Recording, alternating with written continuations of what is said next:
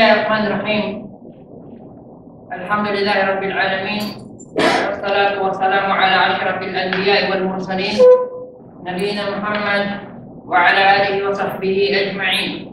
Assalamualaikum warahmatullahi wabarakatuh. Waalaikumsalam.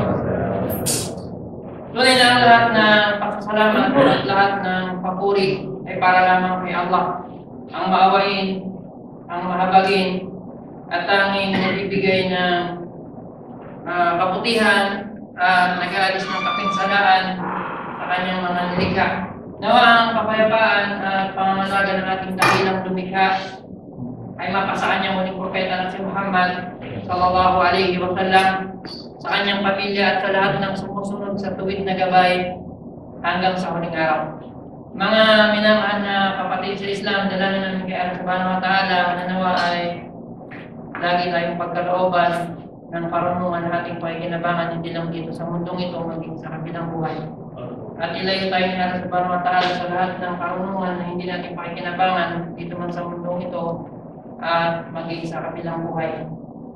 Lagi natin pinapaalala sa mga ganitong pag-aaral yung hadith ng ating mahal na propeta na si Muhammad sallallahu alaihi wa sallam. At paulit-ulit kong pinapaalala ito unang-una sa aking sarili at sa inyong mga minamahal na kapatid sa Islam. Sabi niya alayhi salatu wasalam, man yuridillahu bihi khairan yufaqihuhu fid din. Sino man nag-isip ni Allah subhanahu wa ta'ala ng kabutihan sa alipin niya, ay tinuturo niya rito o ipinaunawa niya ang Islam o ang kanyang relihiyon. So, nangahulugan na yung mga tao na hindi nag-aaral o hindi nais ni Allah subhanahu wa ta'ala sa kanyang kabutihan, hindi sila nag-aaral. Yun yung tinutukoy sa atin.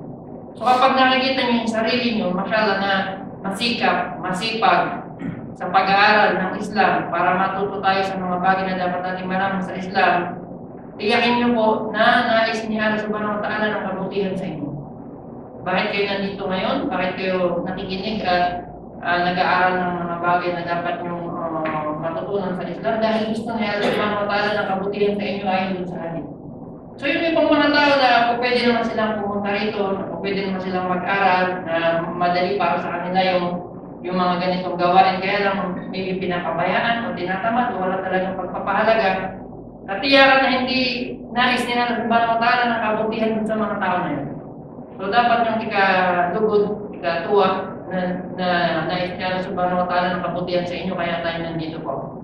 Bilang pagpapatuloy ng ating pag-aaral sa Book of Tawheed o yung Kitab of Tawheed ni Sheikh al-Islam Muhammad bin Abdul Wahhab, sa likod na tinatalakay natin. Inshallah, may bago tayong paksa na tatalakayin ngayong linggo po. Yung paksa na ating tatalakayin, minasyirri libsul halka wal khayt wa nahwihuma li raf'il bala wa daf'uhu o daf'uhu. Yung paksa na ating tatalakayin, kabilang daw sa shirk. Kasi ating tinatalakay ay yung tawhid. Napakarami na ng mga lesson o pag-aaral na ginawa natin ng mga nakaraang linggo tungkol sa pagpapaliwanag ng tawhid, kabutihan, kainaman, at nadulot ito sa tao, sa atin, yung mga binuburan nitong kasalanan. Kasi naman magpatutuo nito ay papasok ng dyan ng walang parusa at walang pagtutukos. At in-explain natin last week yung mga nakaraang linggo, yung pahulugan ng tawhid o yung shahadatu an la ilaha illallah, at ano yung obligasyon ng tao tungkol dito po natin. After na matutunan natin, nakunawa natin, kailangan natin iparating sa iba. Bilang pag-ugnay sa mga nakaraang pag-aaral natin, para mas lalo natin maunawaan o maintindihan tulad ng natin ng nakaraan ng isang bagay, kailangan malaman natin yung kasalukan niya o yung kabaligtaran niya. Hindi natin tunay na maunawaan yung kagandahan ng tawhid kung hindi natin makikita yung kasamaan ng shirk. At inshallah, yung mga susunod na mga paksa na tatalakayin natin ay kabilang sa mga gawain na kung minsan bumabagsak ang maraming mga Muslim na hindi nila alam ito pala ay bahagi ng shirk. At problema kung ito ay pumasok dun sa malaking uri ng shirk o yung tinatawag na shirkul akbar, ilalabas siya nito sa Islam. Napanganib na gawain o bagay po, kaya dapat na matutunan at pag-aralan natin. Kung hindi man ito malaking uri ng shirk, yung tinatawag na shirkul asgar, malaking problema rin sapagkat ito ay magbabawas ng kanyang tauhid o mababawasan yung kanyang paniniwala sa tauhid na maaaring maging dahilan din ang pagpasok niya sa impyerno. Okay? So, ang Shirkul Asgar, kabilang sa paksa na tatalakay natin, yung maliit na uri ng shirk, tandaan niyo po ito, yung Shirkul Asgar na paksa natin ngayon, o maliit na uri ng shirk, ay mas malaking kasalanan kaysa sa mga major sin. Pagpatay, pangangalo niya, pag-inom ng alak, delikado po itong bagay ito, minsan pinaparubayan ng mga tao. So yung paksa natin, kabilang daw sa shirk, okay? Ay ang pagsusuot ng mga kwintas o yung beads o anumang mga sinusuot ng mga tao, either na sa kamay o minsan sa paa ay sinusuot ng mga either na ito ay yari sa tanso o bakal o beads o shell o anumang mga butil na ginagamit ng mga tao. Papasok dito yung paggamit ng agimat o ng anting-anting mamaya babalikan o pag-aaralan natin dun sa halit na babanggitin natin. Upang alisin daw yung pinsala. Upang alisin yung pinsala, sabihin, halimbawa na dinatnan sila ng pinsala, halimbawa pagkakasakit o anumang pagsubok, nagsusuot sila nito para yun itanggalin. Or para hadlangan. Hindi pa dumarating yung pinsala, natatakot na sila, minsan nilalagay ito sa mga bahay, sinusuotan yung mga sanggol, yung mga bata, o minsan nagsusuot yung mga kalalakihan ng mga kababaihan, na mga Muslim, kung minsan nilalagyan yung mga sasakyan, mamaya tatalakayan natin lahat yung papakita sa inyo yung ilang mga larawan. Para daw hadlangan yung pagdating noong kapinsalaan. So dito papasok yung tinatawag na Shirkul Asgar o yung maliit na uri ng shirk. Bakit? Sapagkat yung pagsusuot ng mga ganitong bagay sa paniniwala nila na ito ay mag-aalis ng pinsala na dumating sa kanila o maghahadlang dun sa pinsala na paparating ay kasalungat doon sa tinatawag na qadar ni Allah Subhanahu wa Ta'ala. Yung mga bagay na itinakda ni Allah Subhanahu wa Ta'ala sa kanyang alipin, hindi natin po pwedeng hadlangan yun, hindi natin po pwedeng kumbaga salungatin. Sa pamamagitan ng paggamit ng mga kwintas o beads o ng mga kasuotan na ginagamit na mga tao po. Yun yung paksa natin tatalakayin. Ano po? Tulad ng ating nakaugalan, itong book na to ay nagbibigay ng topic ng paksa and then maglalagay ng mga aya o maglalanghala ng mga aya mula sa Quran at mga hadith mula kay Propeta Muhammad sallallahu alaihi wasallam. So sa panimula, sinabi ni Allah Subhanahu wa Ta'ala sa Quran, "Qul afara'aytum ma tad'una min dunillahi in aradani Allahu bidurrin hal hunna kashifatu durri." Sabi ni Allah Subhanahu wa Ta'ala sa Quran, dito sa ayat na to, sabihin mo Muhammad, nakikita ba nila o nalalaman ba nila, tinutukoy dito yung mga tao, ma tad'una min dunillah, lahat ng iba pang sinasamba ng mga tao bukod pa kay Allah. Actually dito sa paksa na ito po, makikita nyo, inuna nung Sheikh natin, Sheikh Muhammad bin Abdul Wahhab, yung pagbanggit doon sa mga maliliit na uri ng shirk o yung Shirkul Asgar, which is yung paggamit ng anting-anting o agimat o pagsusuot ng mga kwintas o mga beads o anumang mga buhol na nilalagay sa katawan, sa sasakyan, sa bahay o anumang kagamitan nila. Bago banggitin yung mga susunod na lesson natin na may kinalaman sa Shirkul Akbar o malaking uri ng shirk. Yung purpose niya rito, na kapag naunawaan ng isang Muslim na yung ganitong gawain ay mali o hindi magdudulot sa kanya ng kabutihan at pumasok sa puso't isipan niya na yun ay mali. So kapag itinuro na sa kanya yung mga uri ng larawan ng malalaking uri ng shirk, madali na sa kanya na ito ay iwanan. Naintindihan niyo po? Mas madali na sa kanya na ito. Kasi halimbawa, inuna ng shirk natin sa pagtuturo niya sa libro na to na ipagbawal sa atin lahat ng mga malalaking uri ng shirk. Maybe yung mga tao maging pabaya o kaya hindi nila bigyan ng malaking pahalaga yung mga maliliit na uri ng shirk. So kung yung maliliit na uri ng shirk ay magiging masama na sa paningin niya, masama na sa paniniwala niya at mali na sa kanyang buhay bilang isang Muslim, so yung mga malalaking uri ng shirk na susunod na mga lesson natin kapag dinaanan natin inshallah ay magiging madali na sa kanya yung pagsunod, yung paniniwala, yung pag-unawa. Anyway, yung kaya na to, sabi niya Allah Subhanahu wa Ta'ala, sabihin mo sa kanila Muhammad, nakikita niyo ba sinasamba bukod pa kay Allah. Ang mga tao noon, kahit ngayon, marami silang sinasamba. Yung dua kasi rito na templo, yung tadruna ay dua. At ang dua ay isang uri ng pagsamba. Kabilang sa mga sinasamba ng mga tao ay yung mga propeta. Yung mga propeta, katulad ni Isa alayhi salatu wasalam. Tulad ng binanggit niya sa Quran nang siya ay kinausap ng kapanahonan niya. Sabi niya Allah subhanahu wa ta'ala, O Isa, na anak ni Maryam, sinabi mo ba sa mga tao, sabi niya Allah subhanahu wa ta'ala, na takilikin kang Diyos at ang iyong ina na mga Diyos pa bukod kay Allah? Anong sagot ni Jesus Christ alayhi salatu wasalam? Sabi niya, hindi po. Ya Allah, wala akong ginawa, maliban lamang kung ano yung iniutos mo sa akin. So, ang importante, may mga tao na tinatangkilik yung mga propeta na Diyos o sinasamba bukod pa kay Allah. Okay. Meron mga tao na sumasamba sa mga anghel. May mga tao na sumasamba sa mga anghel. May mga tao na sumasamba sa mga nilikha ni Allah subhanahu wa ta'ala saan? Sa kalangitan, katulad ng araw, ng buwan. May mga tao na sumasamba sa kahoy, sa bato, sa mga ributo. Yun yung tinutukoy natin. Lahat ng mga uri na to, ng larawan na binanggit natin, ay larawan ng malaking uri ng shirk na sinasamba ng mga tao.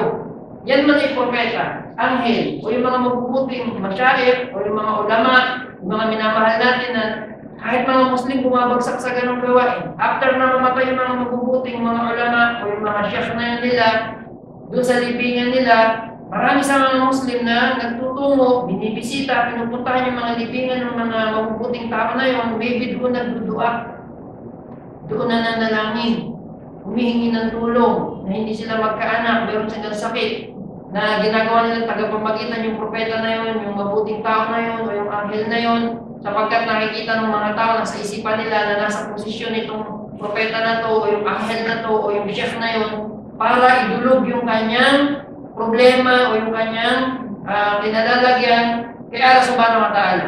Ano yung chef na tinutukoy doon? Nilalagyan nila sa isipan nila na itong mga nilikha na to ay may kakayanan na sila ay tulungan at ilapit yung kanilang kahilingan kay Allah subhanahu wa ta'ala sa Diyos. Para katulad ng mga tao na hindi tayo makalapit kay King Salman, siya na yung bagong hari. So, ang gagawin ng mga tao, meron tayong problema sa dama, meron tayong pangangailangan, may kailangan tayo ng facilities na kailangan na ibigay sa mga mamamayan ng dama para maging maganda at maayos yung ating pamumuhay. May sabihin natin, hindi natin kayang magtungo, hindi natin kayang magpunta, hindi natin kayang makausapin ng harapan yung hari. So, ano gagawin natin? Kakausapin natin yung gobernador, yung prince ng Damam, ng Eastern Province. Idudulog natin sa kanya. Either nakakausapin natin siya o by letter, yung ating mga problema, yung ating mga kahilingan, and then siya yung magdadala dun sa king. Naiintindihan niyo po ba yung tinutukoy ko? Ang ibig sabihin nito, hinahalin tulad natin si Allah subhanahu wa ta'ala doon sa mga nilikha na katulad niya, na parang hari, na hindi malalaman yung ating pangailangan, yung problema natin, maliban na lamang na mayroong magpaalam sa kanya. Ganun ang ginagawa ng mga tao kapag sila ay lumalapit kay Jesus, kapag sila ay lumalapit sa kanina mga propeta, o sa anghel, o sa santo, o sa sino mga banal na nilikha na nakamatay na doon sila nananalangin. Lahat ng uri na yun ay larawan ng malaking uri ng shirk na magpapawalang bisa doon sa kanyang tauhid. At sa kanyang mga mabubuting gawa, lahat ng iyon, kapag yun ay ginawa o bumagsak yung tao rito. Ang sabi ni Allah subhanahu wa ta'ala, pagkatapos nun, in aradani Allahu bidurrin hal hunna kashifatu durri. Lahat ng mga binanggit natin, yan man ay mga propeta, yan man ay mga anghel, yan man ay mga nilikha ni Allah subhanahu wa ta'ala sa kalangitan, mga kanita, araw, ang buhay. Yan man ay nilikha na estatwa o kaya ay Diyos-Diyos na nangyari sa bato o kahoy o ano mang nilikha o sino mang nilikha na nandito sa sanlibutan. Ang sabi niya Allah subhanahu wa ta'ala, in aradallahu bidurrin hal hunna kashifatu durri. Kapag ninais ni Allah subhanahu wa ta'ala ng pinsala o magdulot siya ng pinsala, kaya bang tanggalin? Kaya bang hadlangan? Kaya bang alisin o kaya ba tayo tulungan ng mga bagay na binanggit ko? Halimbawa, gusto ni Allah subhanahu wa ta'ala na isa sa atin ay magkasakit. Huwag naman ipahintulot ni Allah subhanahu wa ta'ala. Na isa sa atin ay mawala ng trabaho, mamatayan ng na mahal sa buhay o anumang bagay na darating sa atin na matinding pagsubok. Babe, yung mga propeta na binanggit natin, na sinasamba ng mga tao, lahat ng anghel sa kalangitan, yung mga planeta, yung araw at buwan, yung mga anumang nilikha, yan man ay chef, yan man ay mabuting tao o banal na tao, yan man ay mga Diyos-Diyosan na sinasamba ng mga, kaya ba nilang pigilan yun? Hindi po, hindi ba? Hindi kaya pigilan na kahit na sino man o anuman yung anumang pinsala na darating sa atin. So dito sa aya na to, binanggit yung aya na to, bago pa ibang mga hadith, na kung yung mga nilikha na yun, yung mga nilikha na yun na dakila, ay hindi kaya tayong tulungan, o hindi tayo kayang bigyan ng anumang kabutihan, at alisin yung anumang kapinsalaan sa atin. So how much more sabi niya itong mga bagay na paksa na tinatalakay natin ngayon na bahagi ng ating tinatalakay. Ano yung tinutukoy ko? Yung mga tao na nagsusuot ng anting-anting, ng agima, yung nagsusuot ng mga amulet, nagsusuot ng mga beads, yung charm na binabanggit para, alam niyo yan, yung mga bagay na isinasabit sa bintana ng bahay. Yung mga bagay na, ano po? Pampaswerte, charm, good luck nga eh. Para daw magkaroon sila ng girlfriend, nagsusuot ng mga beads na gano'n kasi hindi pa sila makapag-asawa. Okay, babae, ganun din. Subhanallah, tingnan niyo po, may papakita ko sa inyo mga larawan. Ito yung mamaya, babanggitin natin yung hadith. Gusto ko na makita niyo yung mga larawan. Ito yung di ko lang makikita sa picture eh. Ilan sa mga isinusuot na maybe na ginagawang kwintas o inilalagay sa kamay, minsan sa paa, sa katawan ng bata, o ng babae, o ng lalaki. Ang purpose nila, tulad ng binanggit nyo, para magdulot ng kabutihan. O kaya, ilayo sila sa anumang kapahamakan para hindi sila masaktan. May iba nga, para hindi tablan ng balay, si Pepeng, ano pa rin? Agima, sila mong sa ano? Nagdupot-tupik. Hindi, sino yung artista na puro agimat yung si Ramon Revilla. Tingnan niyo, nakita niyo yung huling picture niya itong bago maikulong yung kanyang anak, si Bong Revilla. Nakita niyo yung huling larawan nung artista. Ano yung tsura niya po? Hindi naman siya kaya tulungan. Kawawa na matanda na nakahiga dun sa kanyang higaan dahil sa sakit. Hindi na makatayo. Hindi na makapagsalita. Pero sikat na sikat siya at kilala siya sa lahat ng pelikula niya na gumagamit siya ng mga agima, ng anting-anting. Lalo na pag Biyernes Santo, kung saan-saan nagpupunta, may pinuputol na kung ano sinusuot. Kinakain, sinusubo. Tingnan niyo po, natulungan ba siya ng mga agimat na yun? Yung pagpinsala ng sakit, yung pinsala ng pagtanda, yung pinsala na hindi na nga niya mapaglikuran yung sarili niya po. So, yung mga ganong gawain, ito, ang ating katuruan ay para sa mga Muslim dahil Islam tayo po. Lahat ng bagay na yun, yung pagsusot ng mga ganong gawain ay magdudulot sa tao na magpukumit siya ng isang uri ng shirk. Delikado po yun. Halimbawa, katulad ng mga ganitong larawan po. Minsan most tigil-tigil ginagawa. Ginagawa nilang kwintas, o kaya nilalagay sa kamay parang bracelet.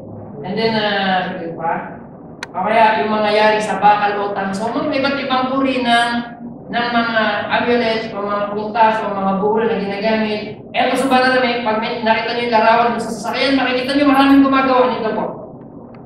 Ayan, yung mga uri ng mga talisman. Alam niyo po yung mga talisman? Sinusuot ng mga tao? O ano mang sabi yung uri ng kwintas na yari sa tanso o baka delikado po yan? Minsan tinatali yung anumang mga beads o buhol sa pintuan ng bahay, sa bintana. Ang purpose nila para daw walang masamang espiritu na pumasok. Itago yung mga masasamang espiritu, yung mga ganong paniniwala, yung mga ganong gawain. Ito, iba't ibang larawan, napakaraming picture, may mga larawan pa ng mga tao, ng mga imahin at kung ano pa. Nakikita niyo itong picture na ito sa mga sasakyan, marami kayo makikita na ganito po. May mga tinatalian nila minsan din sa ilalim sa tabi ng gulong, minsan sa tabi ng bintana, minsan sa may bumper sa harapan. Pag nakita nyo yun, yung mga tao na yun, gumagamit itong mga bagay na ito na isang paksa natin. Makikita nyo mostly, ang gumagamit mga Pakistan, mga India, dun sa mga sasakyan nila. Sa paniniwala nila na pagtatali nila ng mga bagay-bagay na yun, doon sa kanilang sasakyan, sa kanilang gamit, na yun ay hindi madidisgrasya, na yun ay hindi mapipinsala, na yun ay hindi masisira. Wala pinakamalaking bilang ng mga taong napipinsala at sangkot sa aksidente sa Kingdom of Saudi Arabia ay bansang Pakistan. Sila yung pinakamarami, nagtatala ng pinakamaraming namamatay. Napakinabalan ba nila yung mga tinatalik-talik nila na yun dun sa kanilang mga sasakyan? Hindi. Kaya yung kaya na ito, sabi niya Allah subhanahu wa ta'ala, kung yung mga propeta, kung yung mga dakilang nilikha, yung mga anghel, yung mga malalapit kay Allah subhanahu wa ta'ala, hindi kayo kayang protektahan, pakalagaan, tulungan, doon sa anumang pinsala na itinakda ni Allah subhanahu wa ta'ala.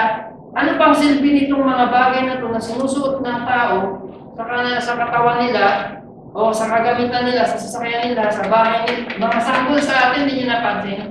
May mga beads yan nakatali dito. Ano daw yun? Para hindi mausog.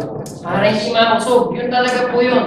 Protection yun para hindi dumating yung evil eye na tinatawag o yung tinatawag na ayn sa Arabic para hindi mausog. Minsan may mga babae nakasuot yan, nandito naman sa bewang nila. O kaya nandun sa may paa. May mga kalalakihan, may mga brother tayo minsan, Muslim na, nakita nyo may nakatalik na beads dito. At sa may, dito, bandang braso, minsan nandito. Totoo, minsan hindi nila namamalayan, o maybe hindi nila alam yung batas o yung mga bagay na may kinalaman doon, lahat po yun ay haram. Yung ganung gawain ay papasok sa shirk, maliit na uri ng shirk. At yung maliit na uri ng shirk ay mas malaking kasalanan kaysa sa mga major sin.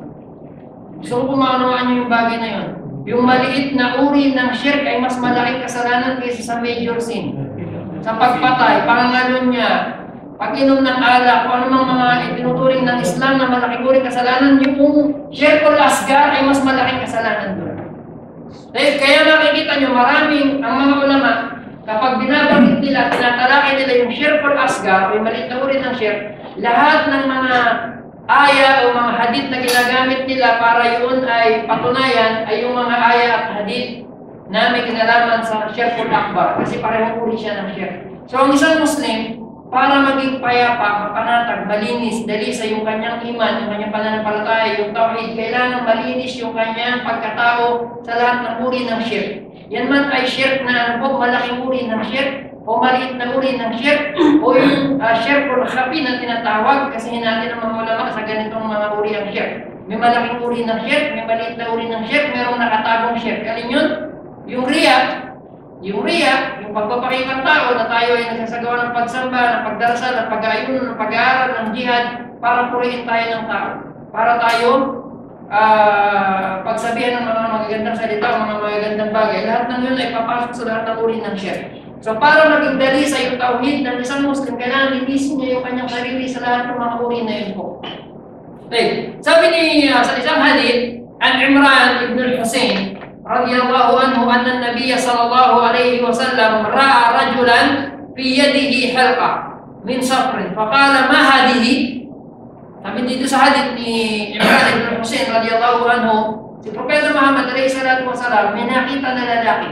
And then dun sa kamay niya ay mayroong nakatali na halqa o yung parang bead.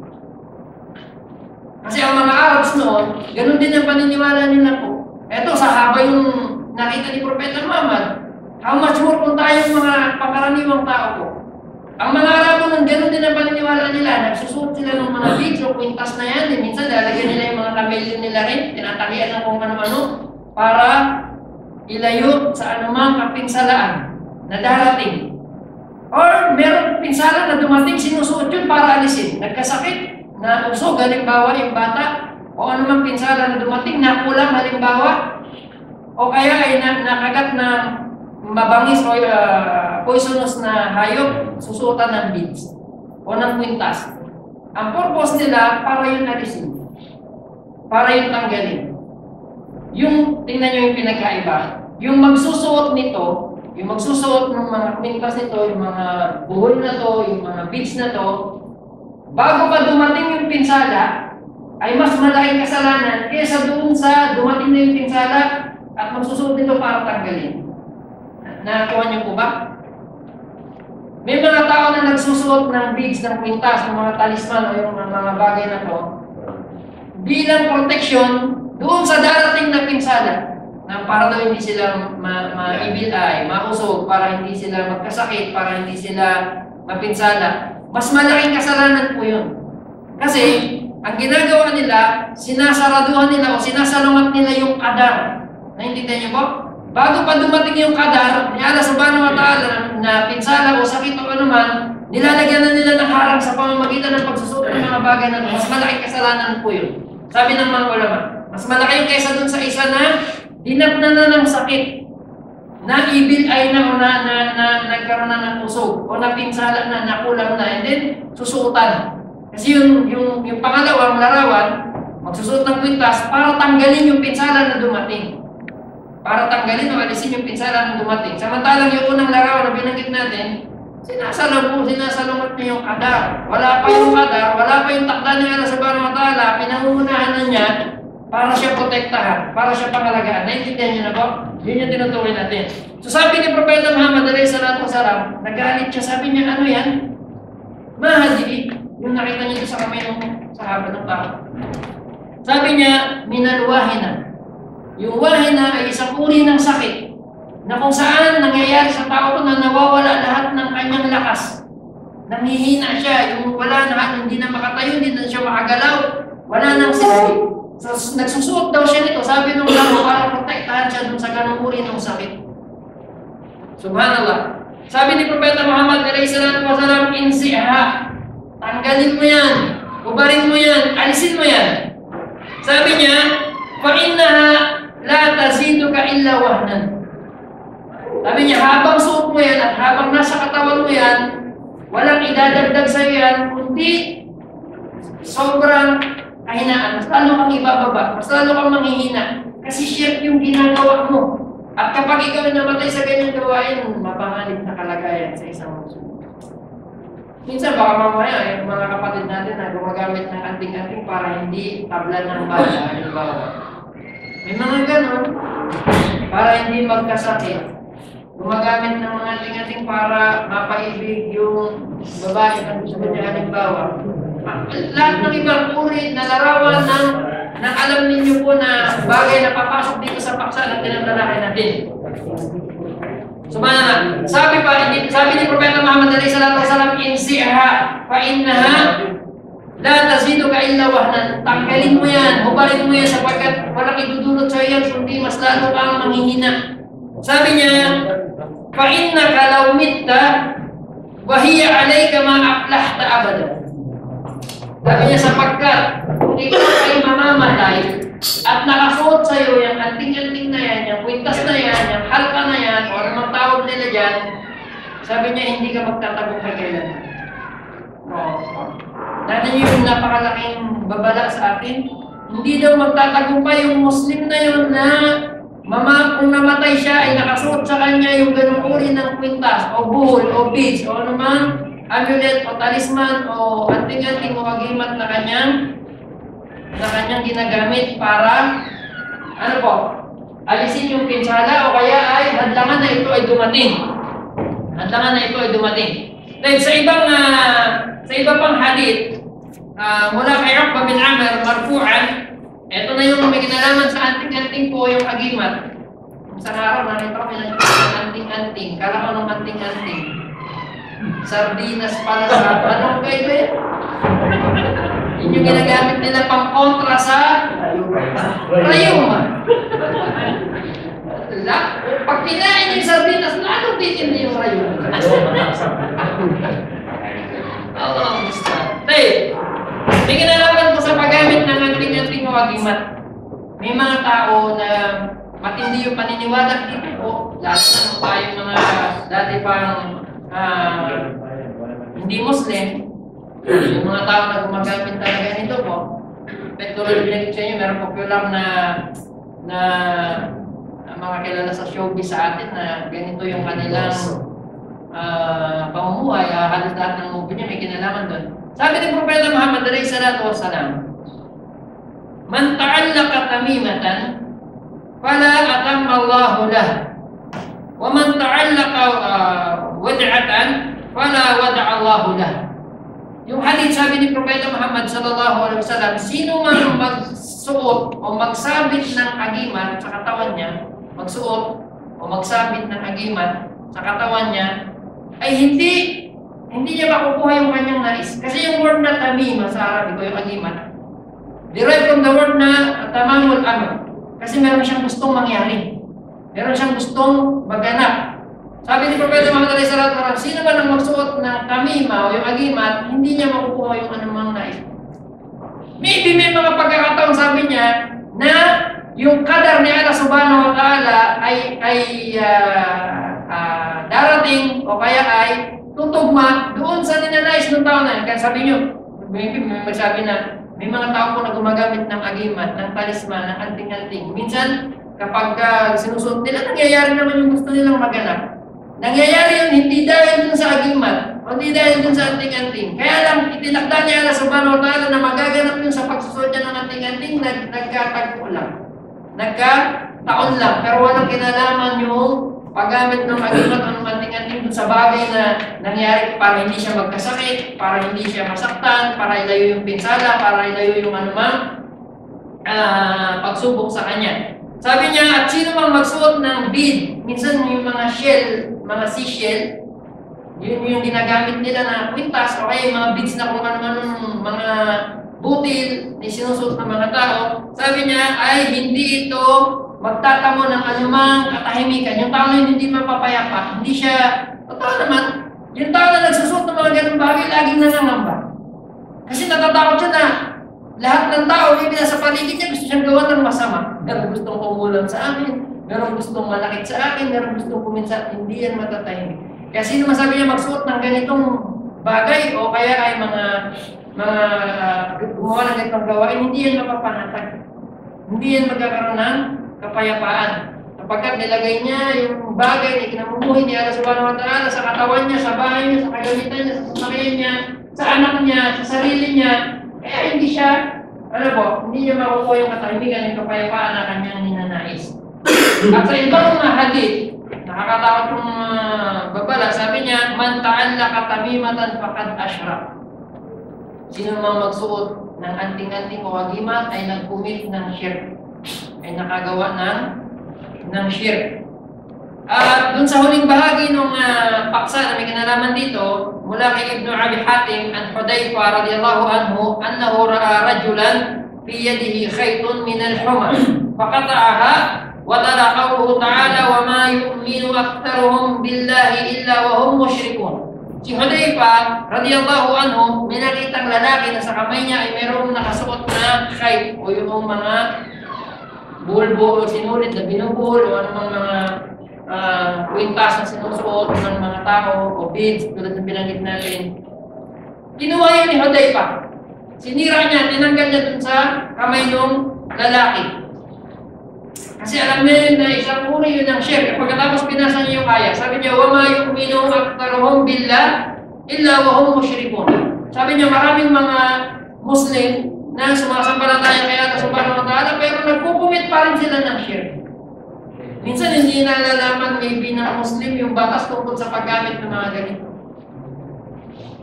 Araw-araw sa tubalan ako ay nasa kalsada at naghahatid ng mga anak ko papunta ng school. Makita yung Muslim, mga school bus, mga van, napakarami yan nakatali dun sa mga sasakyan nila. Yung mga truck na panghakot ng mostly yung mga panghakot ng mga kagamitan o kaya ng haraj, nakita nyo yung mga truck nila na panghakot ng mga, nakita nyo dami mga nakatali dyan ng mga tela. Dekor, ang pangit na mga dekor. Hindi po siya. Tingnan nyo anong tela ba itong dekor ba itong ito ko rin yung nasa larawan? Sana yung pinakita natin. Eto po, matatawag ang dekorasyon niya. Sasakyan. Ganyan ang ginagawa nila. Minsan makikita nyo nasa ilalim, doon kami ng bumper, minsan nandun sa likod. Ano po sila? Kilala talaga sila sa ganyan. Yung mga lahi nila. Ang purpose nila, tulad pinagit ko, para hindi, kasi yung ayn, naniniwala sila sa ayn eh. Baka makusog yung sasakyan nila. Bago pa naman yung day ko, nung isang linggo ko lang nakuha, natalian ko yan ng kuha ng buo. Bawal yun. Hindi yun ang paniniwala nila, na yung mga tinatalik nila na to, o yung mga sinasabit nila, magpo-protection dun sa sasakyan nila. Kahit ang mga Arabo nun, kamelyo nga nila, tinatalian nila sa leeg nun eh. Yung mga Arabs noon, lalo pag magta-travel sila. So yung mga tao, ganun ang paniniwala. Baka mausog yung sasakyan ko, ma-disgrasya ako, mabunggo ako, ma-aksidente. Lahat ng, subhanallah, tingnan niyo po. Minsan, hindi na mamalayan ng tao, akala niya na baliwala lang. Kumbaga, ano ba naman itong tatalian ko lang ng sinulid, ng lubid, ng panyo. Pero yung paniniwala mo sa pagtatali mo ng tela na yun, ay para alisin yung pinsala na darating, nagkukumit ka ng isang punang shirk na hindi na namamalayan. Shirk yung ginagawa. Bakit? Shirk yung sa kadar, sa rububiya. Alam niyo kung bakit shirk? Ba't napasok sa shirk? Shirk yung sa rububiya. Sabihin ng rububiya, tingnan niyo po. Kung ang paniniwala ng tao, yung rububiya na si Allah subhanahu wa ta'ala, siya ang lumikha, siya ang nag-aaruga, siya ang nagtutustos, siya ang nagbibigay ng buhay, siya ang nagbibigay ng sanhi ng anumang kapinsalaan. So yun ang paniniwala dapat ng Muslim sa Tawhid ar-Rububiyyah. So hindi papasok sa isipan niya na kapag pinalihan ko ito ng kwintas, ng tela, ng lubid, ay mapuprotektahan ako doon sa mga bagay na itinakda niya Allah subhanahu wa ta'ala. Hindi yun nangyayari. Kaya kahit ano pang itali nila doon, kung darating yung aksidente, yung pinsala, darating talaga po. Kaya lang, nag-commit na sila ng shirk doon sa ganung gawain. Anyway, itong mga ganitong bagay po, mostly ang mga Pilipino, ang popular lang sa atin yung paggamit ng agimat, yung pagsusot ng beads, o yung pagsusot ng mga kwintas, o ano mga nilalagay sa katawan ng bata, ng babae, ng tao para alisin yung pinsala o hadlangan yung anumang pagdating nito. Itong paksa na to, tulad ng binanggit ko ay may kinalaman pa rin doon sa ating pangkalahatang paksa ng Tawhid. Sapagkat ito ay may kinalaman sa shirk na kasalungat ng Tawhid para mas maunawaan natin mabuti yung ating pananampalataya. Ano po? Dalangin natin kay Allah subhanahu wa ta'ala na inshallah ilayo tayo sa anumang kapahamakan sa pamamagitan ng kanyang awa. At ingatan tayo palagi ni Allah subhanahu wa ta'ala at pagkalawapan tayo palagi ng karunungan na ating pakikinabangan, hindi lang dito sa mundo ito, hindi sa kabilang buhay. Wallahu ta'ala. Subhanakallahumma wa bihamdik, asyhadu an la ilaha illa anta, astaghfiruka wa atubu ilaik. Assalamualaikum warahmatullahi wabarakatuh. Bro, kain muna kayo po atin sa kabila.